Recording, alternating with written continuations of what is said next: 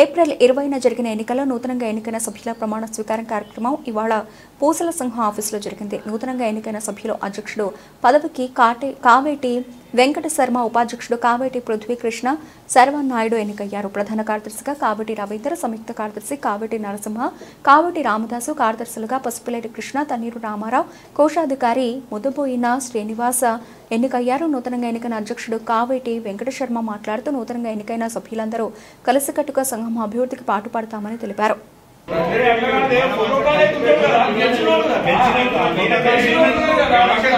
Sir మీరు అదే మీరు ఉన్నాను సార్, ఇది ఇట్లుంటేనే నడుస్తుంటది. 1405 ఓట్లు పోలేని చెల్లనివి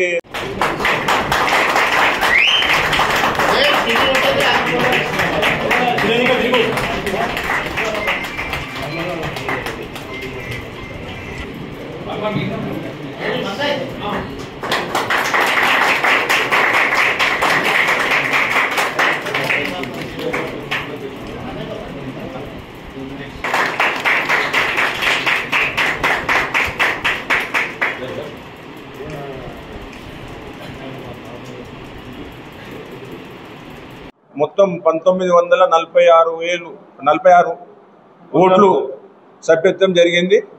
దాంట్లో 1405 ఓట్లు పోలేనాయి. అందులో చెల్లని ఓట్లు 70 వరకు ఉంటాయి.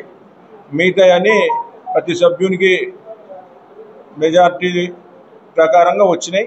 ఎవరికి ఏ మెజార్టీ రావాలో వాళ్ళకి వచ్చినాయి. ముందుగా ధన్యవాదాలు తెలుపుతున్నాం. మమ్మల్ని ఈ నెల 20వ తేదీన జరిగిన ఎలక్షన్స్లో, హోరాహోరీ జరిగిన ఎలక్షన్స్లో మా 9 మందిని కులస్తులు ఈ సంఘానికి ఎన్నుకున్నారు. ఈ సంఘం అభివృద్ధి చెందాలని వాళ్ళు మాకు అవకాశం ఇచ్చారు. మేము తప్పకుండా ఈ సంఘాన్ని 3 సంవత్సరాల్లో అభివృద్ధి చేసి మరొకసారి వాళ్ళ మనసును దోచుకొని మళ్ళొకసారి మేము అవకాశం తీసుకునే ఛాన్స్ కూడా తీసుకుంటాం. ఈ సంఘం అభివృద్ధి కోసం మేము అహర్నిశలు కష్టపడతాం. మేము 9 మంది ఐక్యతతో పోరాడతాం, ఐక్యతతో ఉంటాం, ఐకమత్యంతో సంఘాన్ని ముందుకు తీసుకెళ్తాం. మా లోపల ఎలక్షన్ అయిపోయింది. సెక్రటరీ కానీ, క్యాషియర్ కానీ, మిగతా సభ్యులు ఎవరైనా కూడా మనం సమయం పాటించాలా, మెల్లగా మాట్లాడుకోవాలా. ఈ సంఘము అందరికీ అర్థమయ్యేటట్టుగా చెప్పాలా. అంతేగాని మనం నువ్వెంత నేనెంత అనుకుంటూ పోతే ఈ సంఘం 3 నెలలు కూడా ఉంటుందో మరి ఉండదు అనే అనుమానాలు వస్తాయి పబ్లిక్కి. వీళ్ళు కొట్లాడుకుంటారు అని చెప్పేసి. కాబట్టి ఎదుటోళ్ళకి అటువంటి ఛాన్స్ ఇవ్వకుండా మనం ఈ సంఘాన్ని అభివృద్ధి పదంలో నడిపిద్దామని తెలియజేస్తున్నాం.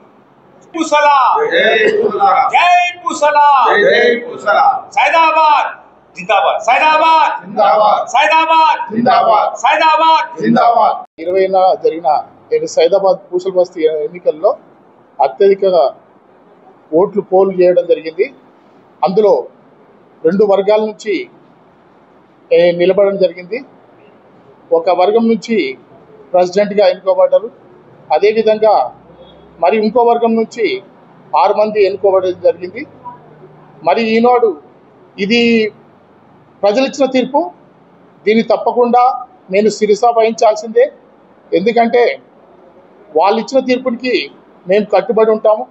వాళ్ళైనా కానీ మేమైనా కానీ ఇది 3 సంవత్సరాల వరకు అందరం కలిసికట్టుగా దీన్ని ముందుకు తీసుకెళ్తాం.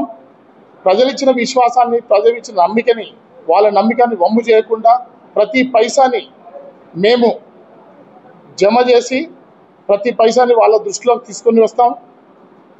ఏది జరిగినా కూడా అందరం కలిసికట్టుగానే ఉంటాం.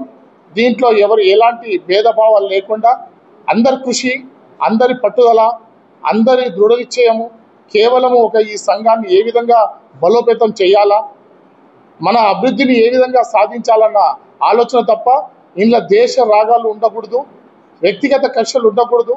కేవలం ఇది మనకిచ్చిన ప్రజలు ఇచ్చిన తీర్పుని మనం వాళ్ళకి వాళ్ళు ఇచ్చిన ఆయుధము ఏంటంటే ఓటు బ్యాంకు. ఆ ఓటు బ్యాంకు మనకిచ్చినందుకు కేవలం మనం కూడా ఏం చేయాలంటే వాళ్ళకి సరైన న్యాయం చేసి, వాళ్ళకి అందుబాటులో ఉండి, వాళ్ళకి సరైన న్యాయం చేసినట్టయితేనే మనకి బాగుంటుందన్న ఉద్దేశంతో. అదేవిధంగా మాకు ఈ కమిటీ వాళ్ళు చాలా అహర్నిశలు వాళ్ళకి ఎలాంటిది వాళ్ళని, ఎందుకంటే వాళ్ళు అహర్నిశలు పనిచేసారు. వాళ్ళు తప్పు ఒప్పు చేసినారు అవన్నీ మనం వాళ్ళని ఏలెత్తి చూపాల్సిన అవసరం లేదు. ఎందుకంటే వాళ్ళు కరెక్ట్ సమయాన్ని కేటాయించి వీళ్ళు వచ్చిర్రా వాళ్ళు వచ్చారు, ఇంత సమయం ఎవరు కేటాయించారు. అందుకే ఈ కార్యక్రమాన్ని ఇంత చక్కగా చేసినందుకు కమిటీ సభ్యులకి పేరు పేరున ధన్యవాదాలు తెలియజేసుకుంటున్నాము. మేమందరం కలిసికట్టుగా ఈ ప్యానల్ ఆ ప్యానల్ అని అనకుండా మేమందరం కలిసికట్టుగా పనిచేసి ఈ సంఘాన్ని అభివృద్ధి పదంలో నడిపించుకుంటూ వెళ్తామన్న ఈ అవకాశం ఇచ్చినంత పెద్దలకి మరియు కుల సోదరులకి, ఆడవారికి, మగవారికి, అక్కలకి, చెల్లెలకి, తమ్ముళ్ళకి, తాతలకి, కాకలకి, మామలకి, అన్నలకి అందరికీ పేరు పేరున వాళ్ళకి శిరసు వంచి ధన్యవాదాలు తెలియజేసుకుంటున్నాను. వారికి జై పూసల, జై జై పూసల.